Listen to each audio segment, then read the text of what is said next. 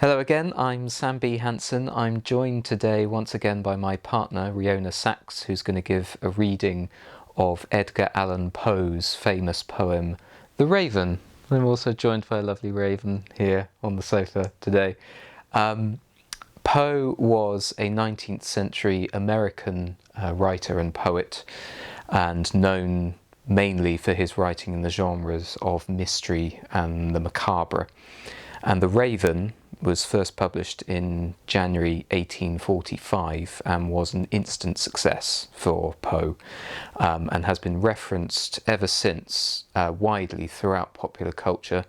One of the earlier episodes of The Simpsons, in their first Treehouse of Horror episode, they parody an abridged version of the poem and take a more comedic stance to the writing. And Rioghnach's going to talk a little bit about that after the reading. But first, here she is reading the poem. She's taken a more solemn stance on the text, and I'm going to improvise over the top of her reading at the piano.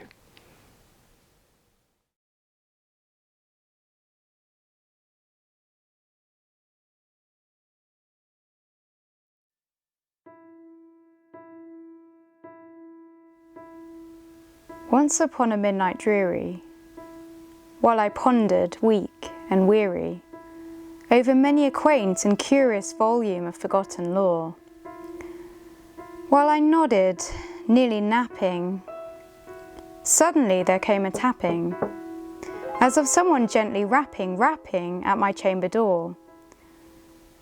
"'Tis some visitor," I muttered, tapping at my chamber door. "Only this and nothing more."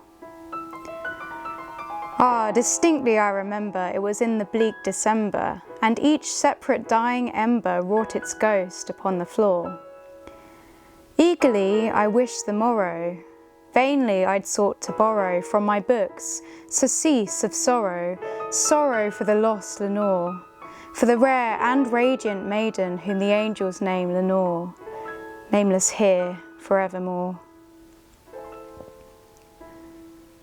And the silken, sad, uncertain rustling of each purple curtain thrilled me, filled me with fantastic terrors never felt before.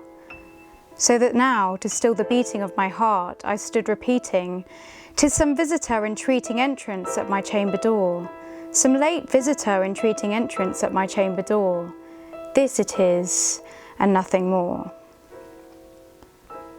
Presently my soul grew stronger, hesitating then no longer. "Sir," said I, "or madam, truly your forgiveness I implore.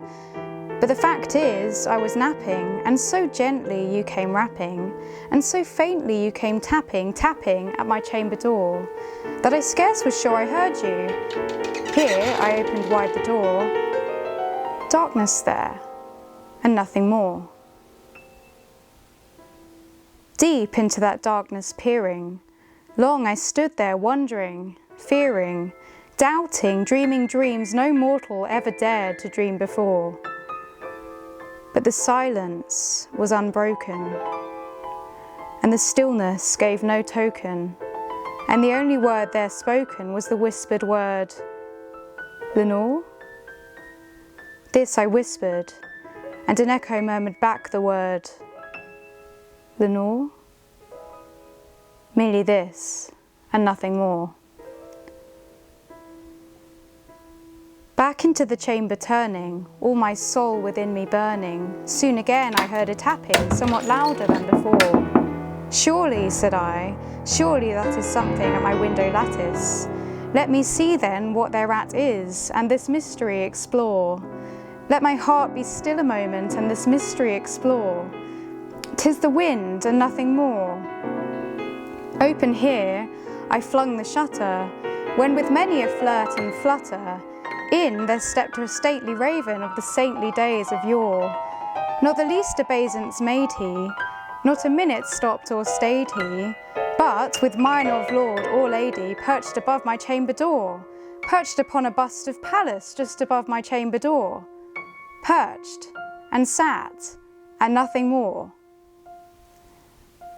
Then this ebony bird beguiling my sad fancy into smiling, by the grave and stern decorum of the countenance it wore.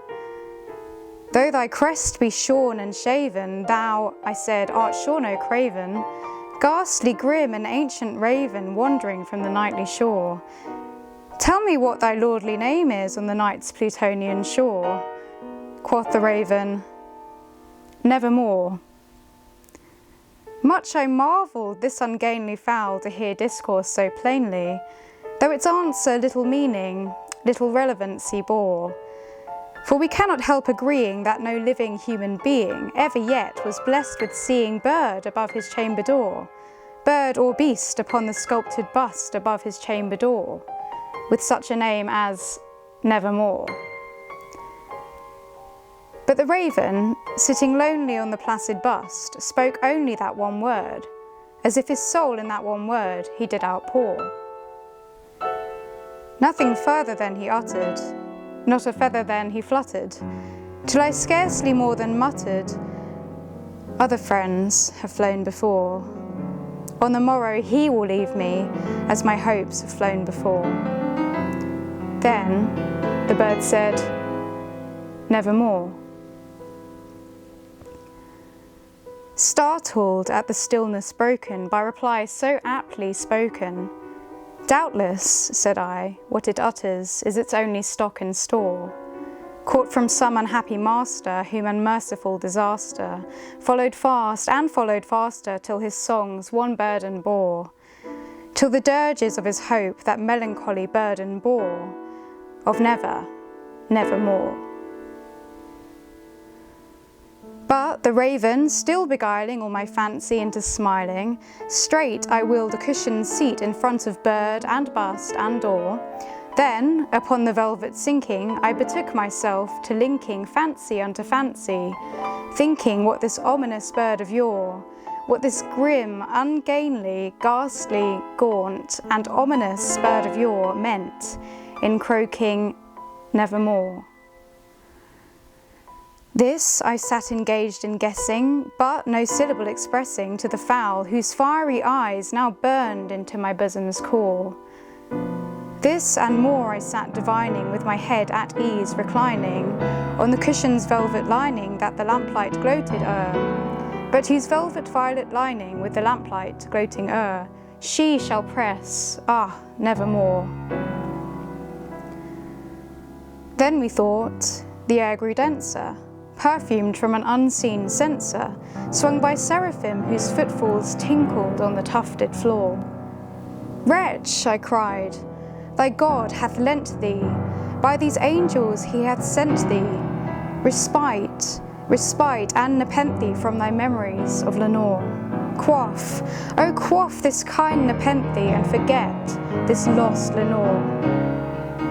Quoth the raven, Nevermore. Prophet, said I, thing of evil, prophet still, if bird or devil, whether tempter sent or whether tempest tossed thee here ashore, desolate yet all undaunted on this desert land enchanted, on this home by horror haunted, tell me truly, I implore, is there balm in Gilead? Tell me, I implore. Quoth the raven, Nevermore. Prophet, said I, thing of evil, prophet still, if bird or devil, by that heaven that bends above us, by that God we both adore, tell this soul with sorrow laden, if, within the distant Eden, it shall clasp a sainted maiden whom the angels name Lenore, clasp a rare and radiant maiden whom the angels name Lenore. Quoth the raven, Nevermore. Be that word our sign of parting, bird or fiend, I shrieked, upstarting, get thee back into the tempest and the night's Plutonian shore. Leave no black plume as a token of that lie thy soul hath spoken. Leave my loneliness unbroken, quit the bust above my door. Take thy beak from out my heart, and take thy form from off my door. Quoth the raven, nevermore. And the raven, never flitting, still is sitting on the pallid bust of Pallas just above my chamber door, and his eyes have all the seeming of a demon's that is dreaming, and the lamplight o'er him streaming throws his shadow on the floor. And my soul from out that shadow that lies floating on the floor shall be lifted nevermore.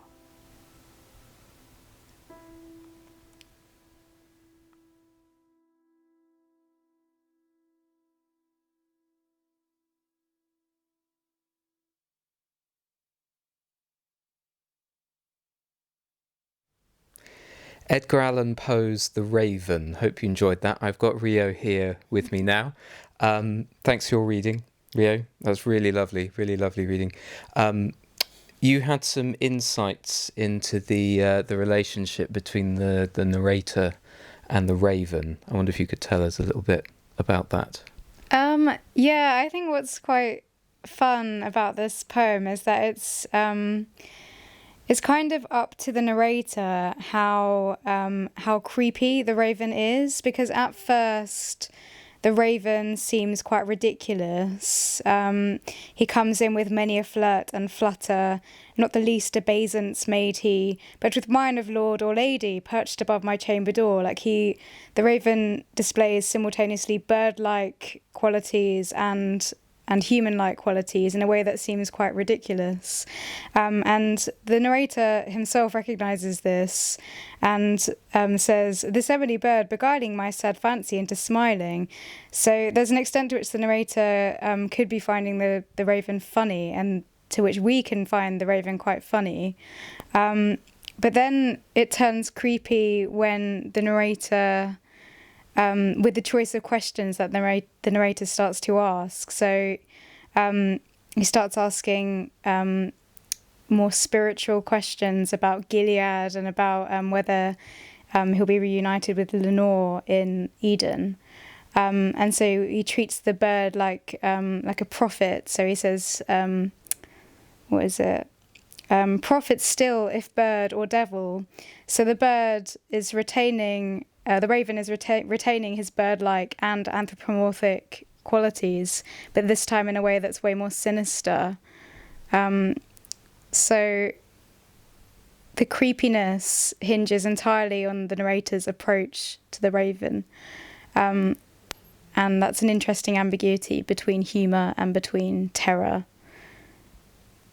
And then you mentioned the humour there. I talked about The Simpsons at the beginning, and the fact that they parody an abridged version of this poem in one of the earlier episodes.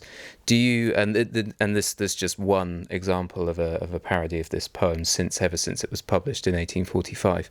How do you think that works? Maybe it does work particularly well from what you've said, that it's sort of game for being parodied in a way. Yeah, I mean, well, you can parody anything if you try hard enough, but I do think, that humour is very much written into the text. It's kind of there alongside terror. Like the potential for humour and the potential for terror are both created by the same thing, which is the presence of the unknown, I guess. Like, why is the raven there? Why can he talk? Why is the only thing he says nevermore? And the narrator himself draws attention to that. What is it he says? He says, "Doubtless what it utters is its only stock and store, caught from some unhappy master," etc., etc. So the narrator himself speculates on why it is that the raven only says one thing, and there's all the other humorous elements that I mentioned before as well. But it teeters on the edge of humour and of terror, but then I think by the end it's very definitely strayed into terror. But that being said, all of the humorous elements remain, and therefore lend the text very well to being parodied.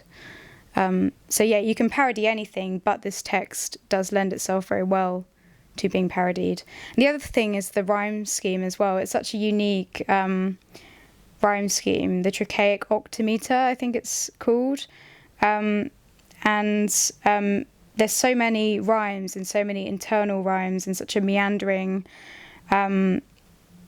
meter that it sounds innately kind of playful, and especially to, I guess, a modern ear, like a contemporary ear that isn't so used to hearing poetry read aloud, it sounds particularly like funny, unexpected. So that's another thing that I think lends itself well to humour. But maybe there is something creepy as well. I mean, kind of like an incantation. You said the rhyme. There's a fine line. You were talking to me earlier. A fine line between humour and terror or horror, in a way. And this poem treads that line very finely. Yeah, I mean, when you think about what makes you laugh versus what makes you scared, I mean, well, both emotions have something in common. They're both a visceral kind of uncontrollable reaction. When you laugh, you're just like, like you kind of just, it's visceral.